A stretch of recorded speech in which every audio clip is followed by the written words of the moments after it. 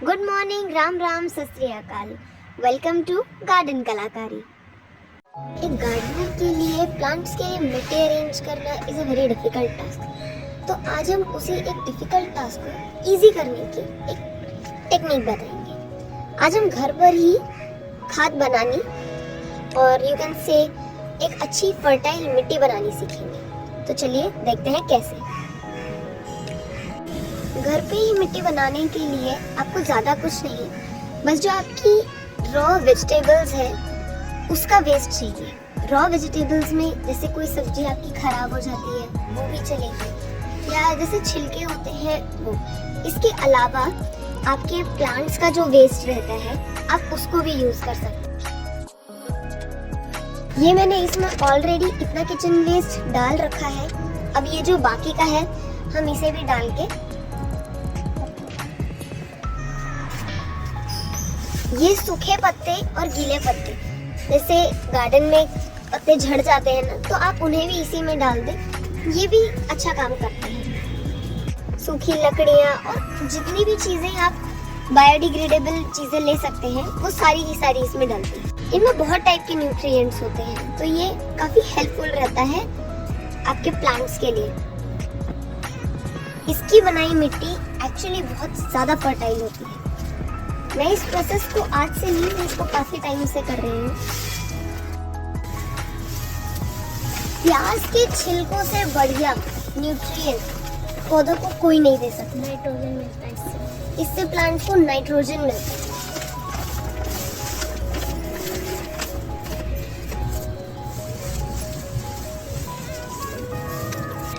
ये देखिए गाइस, ये हमारा किचन वेस्ट से भर चुका है। इसमें आपका हर एक टाइप का किचन वेस्ट है। ये देखिए कितना तो गहरा ये है, तो आप अंदाजा लगाइए कि इसको भरने में हमें कितने महीने लगे होंगे।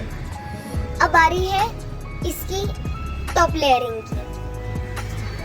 ये खुद ही मिट्टी नहीं बनता है। नीचे सारा किचन वेस्ट डालने के बाद आपको ऊपर इसमें मिट्टी डालनी है। ये देखिए, ये मेरे पास पुरानी फर्टाइल मिट्टी है जो मैंने ऐसे ही एक प्रोसेस्ड मिट्टी से निकाली थी, और इसको हम एज अ टॉप लेयर इसमें डाल देंगे।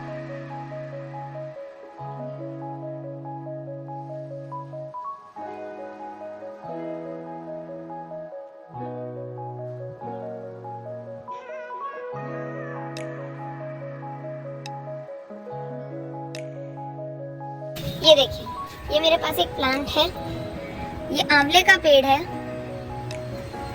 मुझे इसको इसमें लगाना है।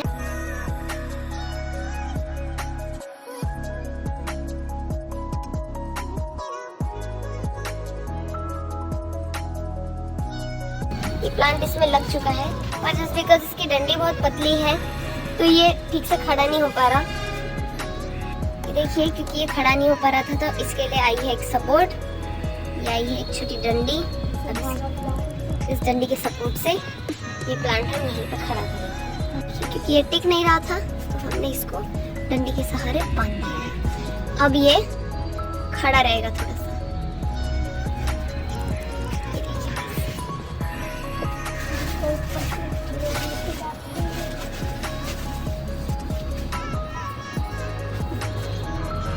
ये देखिए गाइस, ये मेरा एक पुराना किचन वेस्ट है जिसको काफी टाइम हो चुका है। आप देख सकते हैं इसकी सॉइल में थोड़ा सा डिफरेंस है। ड्राई लीव्स ऊपर आ चुकी हैं और नीचे की सॉइल में भी थोड़ा सा डिफरेंस आया है। इसमें भी मैंने ये एक प्लांट लगाया था और आप देखिए इस प्लांट की कितनी अच्छी ग्रोथ हुई है। मैं आपको दिखाती हूँ।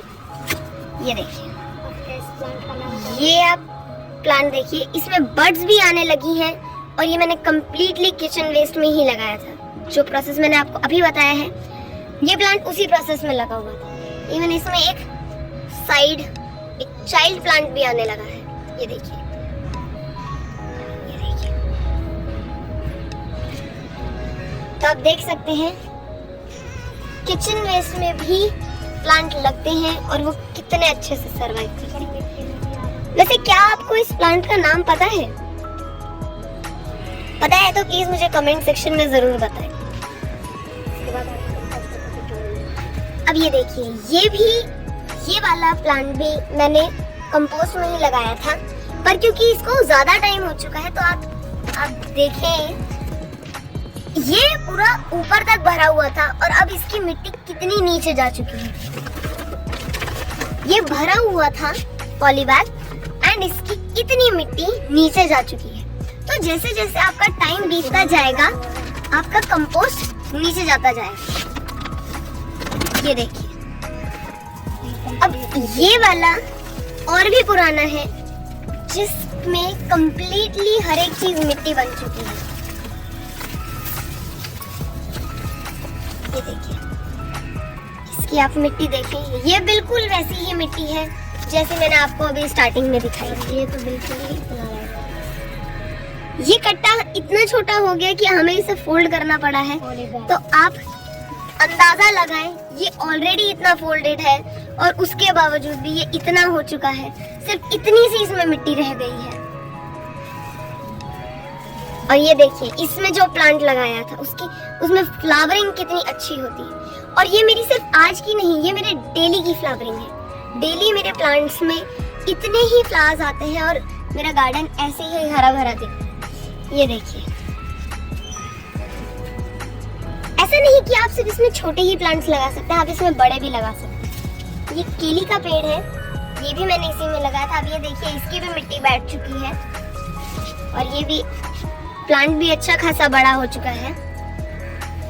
फिर इधर ये मैंने हिबिस्कस भी इसी में लगाया हुआ है। आप अंदाजा लगाएं ये हिबिस्कस कितना बड़ा हो चुका है। ये मुझसे भी काफी बड़ा हो चुका है और इसकी फ्लावरिंग देखिए, डेली इतने सुंदर सुंदर फ्लावर्स आते हैं इसमें। ये देखिए, इसको तो अभी हमने रीप्लांट किया था तो इसमें मिट्टी हमने दोबारा भरी है। पर आप ये देखिए, इसकी भी मिट्टी कितनी बैठ चुकी है। ये हमने फोल्ड भी किया है और आप तब भी देखिए कि इसकी मिट्टी, इसमें सिर्फ इतनी सी मिट्टी है, इतना ऊपर का खाली है, अभी भी खाली है।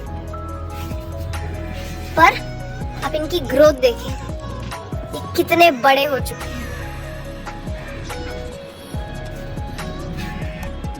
6 से 8 महीने बाद अब अगर आप आके इसे देखेंगे तो आप ये देखिए, आपकी मिट्टी बदल चुकी है। आपके आधे से ज्यादा चीजें इसमें गल चुकी हैं और वो मिट्टी बन चुकी है। आज हम इसको देखेंगे कि किस तरीके से काम करती है। सब कुछ निकाल लिया। अब देखिए, आपने जो इसमें कंपोस्ट डाला है उस पे भी डिपेंड करता है कि कितना टाइम लगाता है। जैसे कि ये गुठलियां हैं, इनको मिट्टी बनने में कम से कम 2 साल का टाइम तो लगता ही है।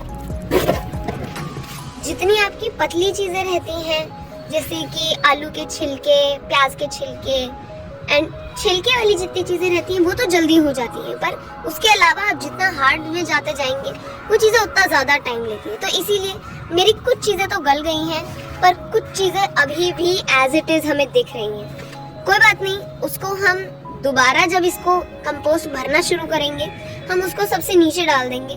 तो ये सो ऑन प्रोसेस चलता रहता है और हमारी खाद बन जाती है उनकी भी। अब हम इसमें से सॉइल अलग करेंगे और जो हमारे हार्ड पार्टिकल्स रह चुके हैं जिनको अभी भी कंपोस्ट होने की जरूरत है उसे हम अलग कर देंगे। ये देखिए, थोड़ा सा अगर आप इसे छान लेते हैं तो आप अगर देखें, ये ऊपर मेरा सब वो सामान रह गया है जो अभी भी गलेगा और ये हमें मिल चुकी है वही फर्टिलाइज सॉइल जो हमने 6 महीने पहले एक प्लांट को लगाने में देखी थी। देखिए, आपको शायद इसमें मॉइस्चर भी दिख रहा होगा। 2-3 दिन बाद धूप में सुखाने के बाद आपकी सॉइल कुछ इस तरीके की दिखने लगेगी। अब आपको इसी सॉइल को छान लेना है। ये देखिए, ये इसमें एक केचुआ है। मिट्टी में कीड़े हो जाना इज वेरी नॉर्मल। केचुए माने जाते हैं कि मिट्टी को फर्टिलाइज करने में इनका बहुत इंपॉर्टेंट रोल होता है। Thanks for watching. Next video में हम फिर मिलेंगे। तब तक के लिए do like, subscribe and share.